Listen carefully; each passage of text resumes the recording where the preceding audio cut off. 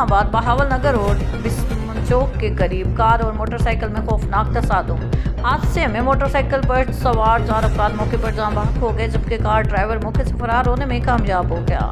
जाँ बहक होने वाले अफराद में गुलाम कादिर, न्याज़ा बीबी, अमीरा बीबी और जुलेखा बीबी शामिल हैं। रेस्क्यू टीम ने मौके पर पहुंचकर नशों को अस्पताल मुंतकिल कर दिया और दूसरी जाने मकामी पुलिस ने मौके पर पहुंचकर कानूनी कार्रवाई शुरू कर दी है।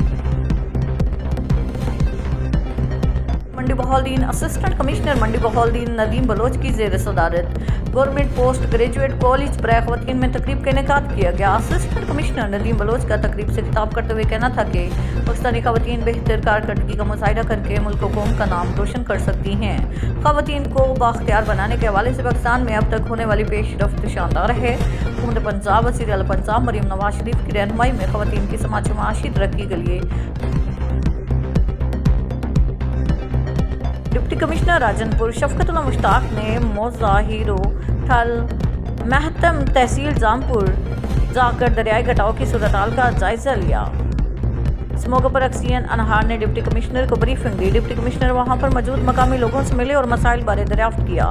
उन्होंने कहा कि लोगों की जान माल की हिफाजत अवलीन तरजीह है।